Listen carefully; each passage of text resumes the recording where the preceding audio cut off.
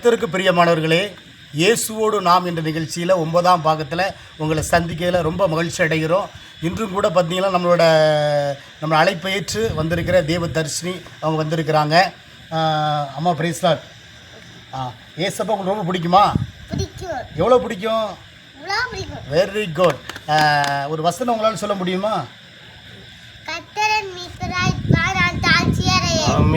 பார்த்தீங்களா, குழந்தைங்க அருமையாக பெற்றோர்கள் குழந்தைகளுக்கு இந்த வசனத்தை கற்றுக் கொடுக்கும்போது இப்படிப்பட்ட காரியங்களை கண்டிப்பாக உங்கள் குழந்தைக்கு கற்றுக் கொடுங்க. கர்த்தர் பெரிய காரியங்களை செய்வாங்க. இன்றும் கூட தேவ வார்த்தையை உங்கள்கிட்ட பகிர்ந்துக்கிட்டதுக்கு தாமஸ் கரடிவர் வந்திருக்கிறாரு. ஐயா வணக்கம். கர்த்தர் இன்னைக்கு சொல்லக்கூடிய வார்த்தை என்னன்னு பார்த்தீங்கன்னா, ஏசாயா அதிகாரம் 26ஆம் அதிகாரம் 7ஆம் வசனம். நீதிமானுடைய பாதை செம்மையாக இருக்கிறது, மகா நீதிபரராகிய நீர் நீதிமானுடைய பாதை செம்மைப்படுத்துகிறீர். அதாவது ஏசப்பா என்ன சொல்கிறாரு கேட்டிங்கன்னா, அதாவது நீதிமானுடைய பாதை செம்மையாக இருக்கிறது. யாருடைய பாதை யாருடைய பாதை செம்மையாக இருக்கிறதா? நீதிமானுடைய பாதை செம்மையாக இருக்கிறது.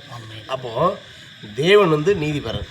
அப்போது நம்மளும் அவருடைய சாயலில் இருக்கக்கூடிய நம்மளும் நீதியாக நடக்கும்போது நம்மளுடைய பாதையை ஏசப்பா செம்மைப்படுத்துவார்.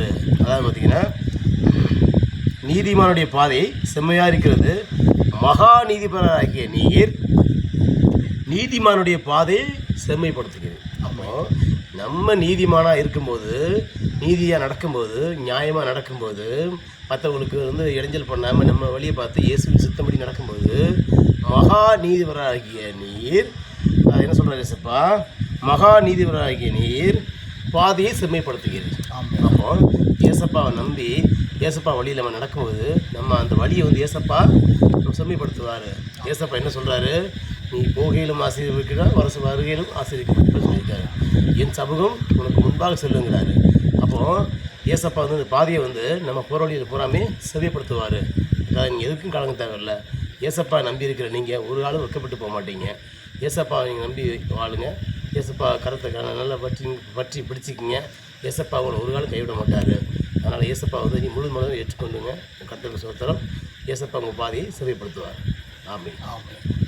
கர்த்தருக்கு பிரியமானவர்களே, இந்த தேவ வார்த்தை உங்களுக்கு அநேகருக்கு பிரயோஜனமாக இருந்திருக்கும். கண்டிப்பாக அதை நீங்கள் அநேகர் பார்க்குறீங்க, மெசேஜ் போடுறீங்க, லைக் பண்ணுறீங்க. அதை பார்க்கறதோடு நிப்பாட்டாண்டா நீங்கள் பிறருக்கு, ஃப்ரெண்ட்ஸுக்கு நீங்கள் அதை கண்டிப்பாக ஷேர் பண்ணுங்கள். உங்களுக்கு பெரிய ஒரு ஆசீர்வாதம்.